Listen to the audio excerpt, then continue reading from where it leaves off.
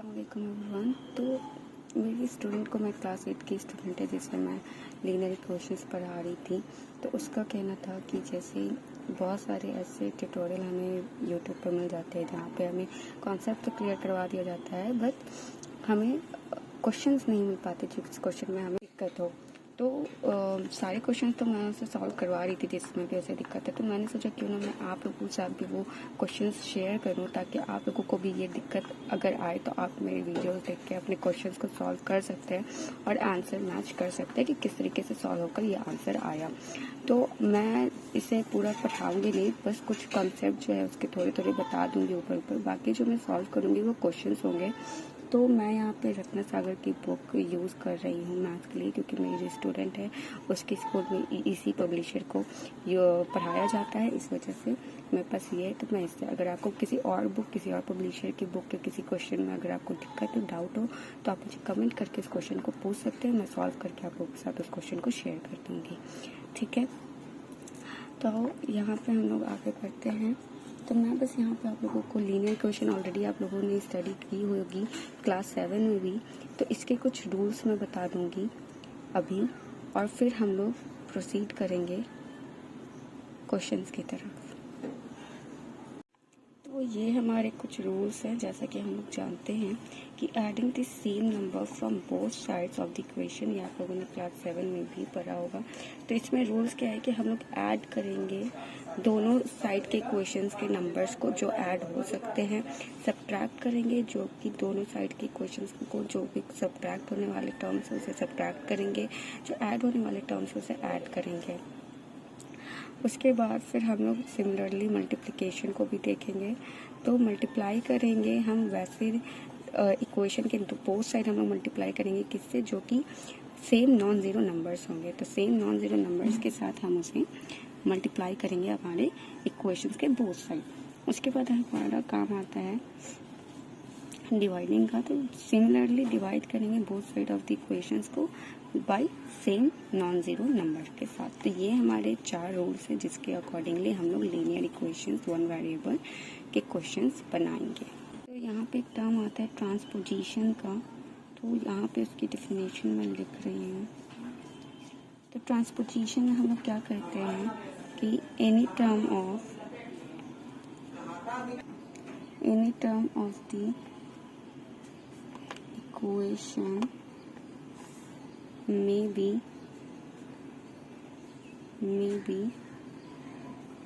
taken from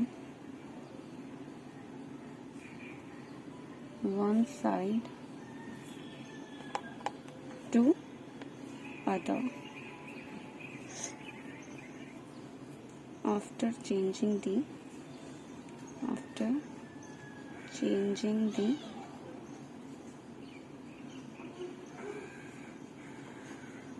its sign लिखेंगे, तीन नहीं इट्स लगाना आफ्टर चेंजिंग इट्स साइन। तो ट्रांसपोजिशन क्या कहता है हमें, ट्रांसपोजिशन कहता है कि कोई भी टर्म हो किसी भी इक्वेशन का, वो एक साइड से लिया जाएगा अदर्स एक, या तो कहने का मतलब LHS है इज इक्वल्स टू RHS का कोई इक्वेशन है, तो हम लोग कोई इक्वेशन का टर्म उठाएंगे तो वो LHS से उठाकर RHS में रखते हैं या RHS से उठाकर LHS में रखते हैं। उसके साइन को, यानी अगर प्लस है तो उसको माइनस में कर देते हैं, या तो माइनस है तो प्लस में कर देते हैं। तो इस टाइप के टर्म्स को हम लोग ट्रांसपोजिशन कहते हैं इन लीनियर इक्वेशंस में। तो लीनियर इक्वेशन की बात चली रही है, तो मैं थोड़ा सा आप लोगों को लीनियर इक्वेशन के बारे में भी बता देती हूँ कि लीनियर इक्वेशन होता क्या है। तो एक टर्म है इसमें लीनियर, और एक टर्म है इसमें इक्वेशन, ठीक है। होता है स्टेटमेंट ऑफ, क्या कह सकते हैं इसे, statement of equality, simple words में statement of equality of two algebraic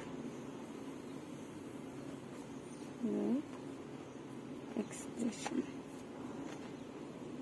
लिखने में थोड़ी दिक्कत हो रही है क्योंकि मैंने एक फ़ोन से अपना एक हाथ से अपना फ़ोन पकड़ रखा और एक हाथ से मैं लिख रही हूँ, इस वजह से थोड़ी दिक्कत हो रही है।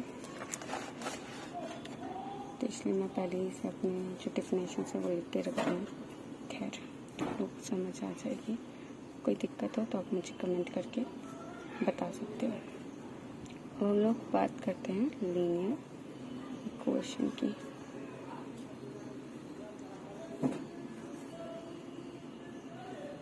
तो क्या होता है equation containing only linear polynomials is said to be a linear equations। तो ये हमारा होता है लीनियर इक्वेशन का डेफिनेशन। ठीक है, तो एग्जाम्पल एक हम लोग लेते हैं, जैसे कि हम लोग पढ़ रहे हैं वन वेरिएबल। तो अगर मैं यहाँ पे लिखूँ 2x minus 3 is equals to 5, तो ये क्या हो जाएगा, ये 2x minus 3 is equals to 5 क्या बनेगा, लीनियर इक्वेशन बनेगा इन वन वेरिएबल, ठीक है। तो ये लीनियर इक्वेशन मैंने लिखा है एल वन वेरिएबल कहेंगे, क्यों, क्योंकि यहाँ पे जो वेरिएबल है एक्स टर्म एक ही है और कोई वेरिएबल नहीं है। तो यहाँ पे से जो एक्स है इसे हम वेरिएबल कहते हैं। ये सब आप लोगों ने क्लास 7 ऑलरेडी रीड कर रखा है, स्टडी कर रखा है। और ये जो हमारा 2 है, 3 है, 5 है, ये सारे क्या होते हैं, कांस्टेंट होते हैं। ठीक है, या तो फिर हम लोग इस तरीके से, जैसे 2x है तो उसे हम लोग इस 2 को क्या कह सकते हैं, इस 2 को हम लोग कह सकते हैं कोफिशिएंट ऑफ x, है ना। तो इसे हम लोग इस तरीके से कोफिशिएंट ऑफ x कह सकते हैं। ऐसे ये कांस्टेंट टर्म है सारे। ठीक है, तो हम लोग यहाँ पे से जब लीनियर इक्वेशन को सॉल्व करेंगे तो हम लोग वेरिएबल टर्म्स को वेरिएबल के साथ सब्ट्रैक्ट या ऐड करेंगे या मल्टीप्लाई या डिवाइड करेंगे। कांस्टेंट टर्म को कांस्टेंट के साथ ही करेंगे। हम ऐसा नहीं कर सकते कि 2x में से 3 को माइनस कर देंगे, नहीं, वेरिएबल से वेरिएबल ही कट होगा, चाहे वो मल्टीप्लाई हो गया हो या डिवाइड हो गया हो या ऐड हो गया हो या सब्ट्रैक्ट हो गया हो। कांस्टेंट के साथ कांस्टेंट टर्म एक हम लोग उसे सॉल्व करेंगे। ठीक है, तो हम लोग इस तरीके से नहीं करते, जब भी करेंगे तो वेरिएबल को वेरिएबल के साथ, कांस्टेंट को कांस्टेंट के साथ करते हैं। सिमिलरली अगर मैं यहाँ पे लिखूँ 2x minus 3y is equals to 5, तो ये क्या बन जाएगा, ये बनेगा लीनियर इक्वेशन इन 2 वेरिएबल। ठीक है, लीनियर इक्वेशन इन 2 वेरिएबल ये बन जाएगा। क्यों, क्योंकि यहाँ पे x भी है और y भी है। तो ये x और y 2 वेरिएबल्स हैं इस इक्वेशन के, तो ये लीनियर इक्वेशन कैसा बना, 2 वेरिएबल का बना।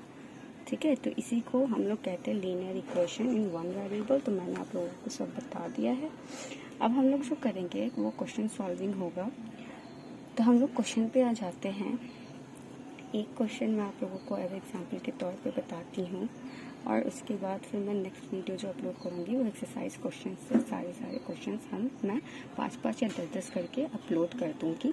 आप लोग उसे देख सकते हो। उसके अलावा किसी और पब्लिशर, किसी और बुक के क्वेश्चंस का अगर आप लोगों को कोई डाउट हो, कुछ क्वेश्चन नहीं बन रहा हो, नहीं समझ आ रहा हो, तो आप मुझे कमेंट करके उसे पूछ सकते हैं। मैं सॉल्व करके उसे आप लोगों से अपलोड कर दूँगी। ठीक है, तो एक क्वेश्चन है जिसमें हम लोगों को करना है solve 9x is equals to 20 plus 4x। तो ये हमारे पास क्वेश्चन है। अब इसे हम लोग सॉल्व कैसे करेंगे, तो यहाँ पे हम लोग देख रहे हैं कि हमें इक्वेशन गिवन है। तो इक्वेशन क्या गिवन है, इक्वेशन गिवन है 9x is equals to 20 plus 4x। तो ये 1 वेरिएबल्स के क्वेश्चन है। क्योंकि हम लोग वन वेरिएबल ही पढ़ रहे हैं। ये मैंने एक एग्जाम्पल के तौर पे आप लोगों को दिखाया था कि 2 वेरिएबल वाले लीनियर इक्वेशन किस तरीके से लिखते हैं, किस तरीके से होता है। सो हम लोग अब यहाँ पे से क्या करेंगे, 9x है, इसको यहीं छोड़ देते हैं। यहाँ पे हम लोग देख रहे हैं कि ये प्लस 4x है, ठीक है। तो जब हम लोगों ने एक रूल्स जब पढ़ा था तो वहाँ पे हम लोगों ने देखा था कि adding the same number from both side of the equation या फिर subtracting the same number from the both side of the equation, है ना। तो यहाँ पे अब हम लोग क्या करेंगे, और ट्रांसपोजिशन में हम लोगों ने पढ़ा था कि any term of the equation may be taken from one side to other after changing its sign, है ना। जब हम लोग किसी भी इक्वेशन के नंबर को, किसी भी टर्म को एक साइड से दूसरे साइड लेकर जा रहे हैं तो उसके साइन को भी चेंज करते हैं। उसके बाद फिर हम लोग उसे एक साइड से दूसरे साइड भेजते हैं, है ना, शिफ्ट करते हैं। सो सिमिलरली यहाँ पे भी हम लोग क्या करेंगे, क्योंकि ये वेरिएबल टर्म है और ये भी वेरिएबल टर्म है, तो हम लोग अब इसे RHS से LHS में भेज देंगे, है ना। तो ये प्लस 4x इधर आकर इक्वल्स टू के क्या हो जाएगा, माइनस 4x हो जाएगा। तो is equals to 20 as it is रह जाएगा। तो 9 में से 4 जाता है, 5x बचेगा। तो 5x इज इक्वल्स टू 20। क्यों? क्योंकि प्लस का साइन बड़ा था, इस वजह से यहाँ पे प्लस का साइन ही रह जाएगा, जो 5 रहेगा वो पॉजिटिव रहेगा, है ना।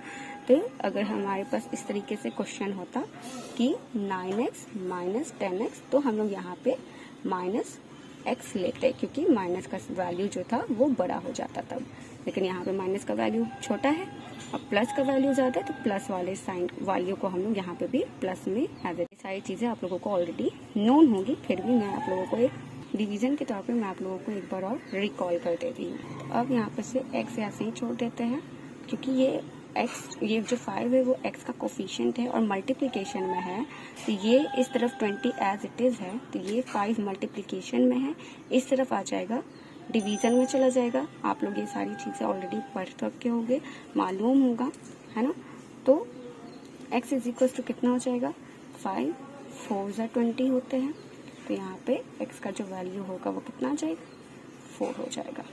तो ये था हमारा होल लीनियर इक्वेशन। मेरा था कि मैं आप लोगों को डायरेक्टली क्वेश्चन सॉल्व करवाऊँ, बट जब मैंने सोचा कि जब मैं बता ही रही हूँ तो थोड़ा सा बस मैंने बताया, मैंने पूरे को लीनियर इक्वेशन को एक वीडियो में कवर कर लिया है। होप ये आप लोगों के लिए बेनिफिशियल हो। बाकी क्वेश्चन सॉल्विंग जो है अब मैं एक्सरसाइज क्वेश्चंस को करवाऊंगी, एक एक क्वेश्चन में आप लोगों को बता दूंगी। उसके अलावा किसी भी क्वेश्चन में, किसी भी बुक के क्वेश्चन में आप लोगों को दिक्कत हो तो आप मुझसे पूछ सकते हो। बाकी ये था आपका linear equation in one variable. मैंने ज़्यादा डिटेलिंग तो नहीं दिया, लेकिन जो जो इम्पोर्टेंट टर्म्स हैं मैंने वो आप लोगों को बता दिया है with the definition and example.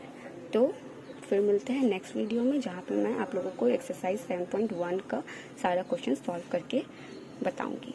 ठीक है, फिर मिलते हैं नेक्स्ट वीडियो में, तब तक के लिए टाटा, खुदा हाफिज़।